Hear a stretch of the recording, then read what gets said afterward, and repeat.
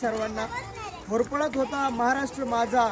आदिलशाही, मुघलशाही आणि कुतुबशाही यांचं होतं वर्चस्व या महाराष्ट्रावरती। अशातच शूर कन्या, शूर पत्नी, शूर माता आणि शूर आजी म्हणजेच राजमाता जिजाऊ आईसाहेब यांचा जन्म 12 जानेवारी 1598 रोजी शिंदखेड राजा या ठिकाणी झाला।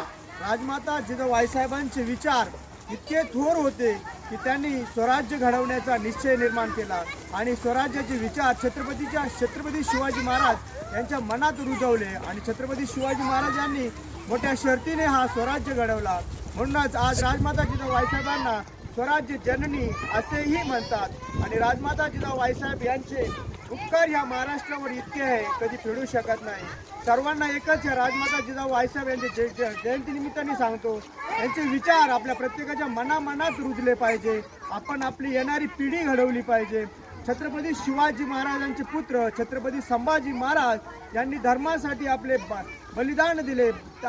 बलिदान दिले आणि हा महाराष्ट्र घडवला। स्वराज्यजननी राजमाता जिजाऊ आईसाहेब यांच्या काळामध्ये तुम्हाला काय वाटतं, कष्ट नव्हते? फार कष्ट होते। लोकांना खाण्यासाठी धान्य नव्हते, राहण्यासाठी जागा नव्हती, कारण होतं वर्चस्व मुघलशाही, आदिलशाही आणि कुतुबशाहीचं। लोकांची हाल खूप होत होती, महिलांची खूप हाल होत होती। अशातच राजमाता जिजाऊ आईसाहेब यांनी आपले विचार परखड ठेवले आणि ह्या महाराष्ट्रासाठी त्यांनी इतके काही त्याग केले आणि इतके विचार त्यांनी छत्रपतींच्या मनात रुजवले।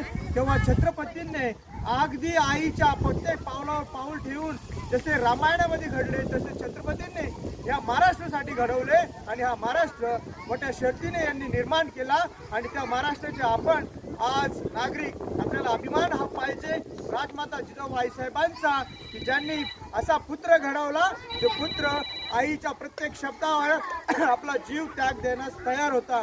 तसेच या सर्वांना तुम्हाला आज या राजमाता जिजाऊ आईसाहेब जयंती निमित्ताने विनम्र अभिवादन आणि राजमाता जिजाऊ आईसाहेबांना यांनाही अभिवादन करून या ठिकाणी मी थांबतो। जय हिंद, जय महाराष्ट्र।